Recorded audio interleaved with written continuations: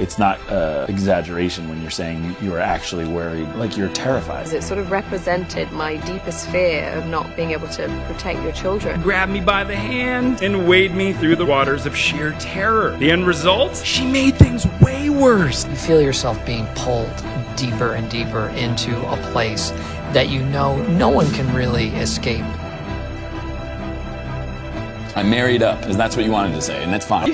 Now I'm going red. Why are you red? Because I never talk about it. Oh, about Michael? It's still not good. I'm not proud of it. How did it work out if you come by as a sheepish nerd? And I don't know if it worked or not.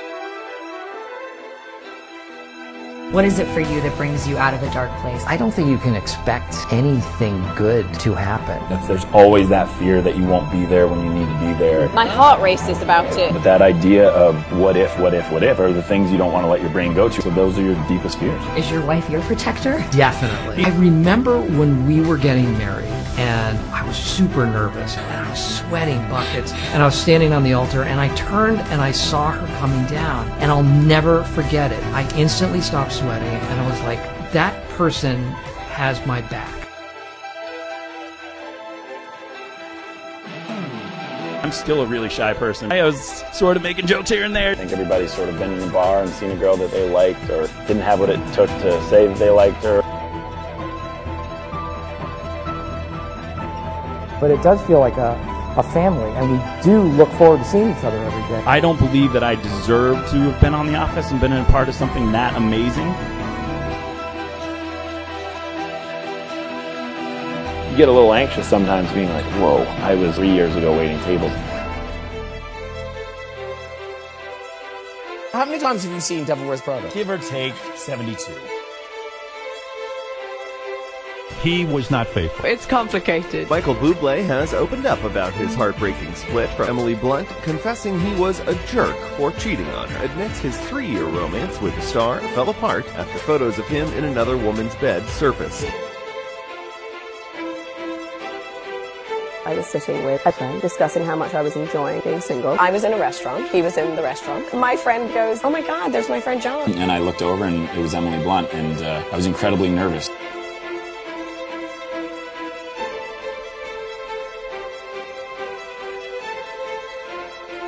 She worked as a bartender, and I used to go in after shows and try to strike up a conversation. We were both very, very timid, sort of nervous, shy people around each other. And the conversation would go something like, hey, you know, if I were ever to ask a woman out, it would be someone exactly like you. And she'd say, if a guy like you were ever to ask a woman like me out, I would definitely do that. But this went on for weeks. And as I shook her hand, I went, I like you. And that was it. You knew right away when you met her? Yes.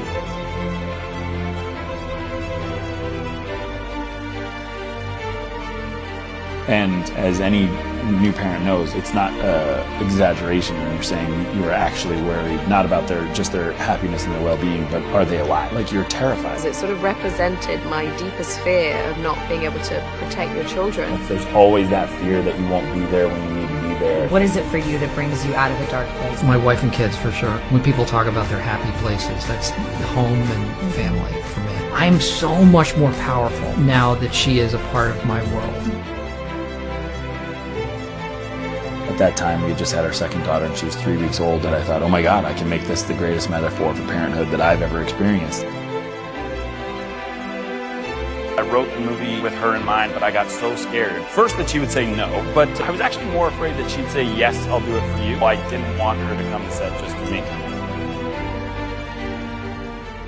She said, can I read the script? And I said, yeah, sure. And I said, this idea is bigger than you and I. I just said, you have to let me do this movie. I was really nervous to take it on as well.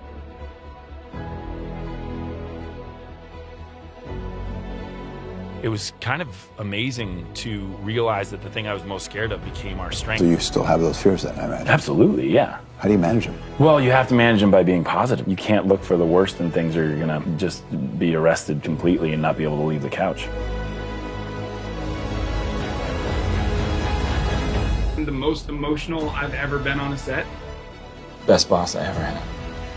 That was tough. Again, it was that idea of family. Some of my most fond memories, personally or professionally, are entwined and connected with that Without show. a doubt. Just to see your face is so great. I miss you a ton, man.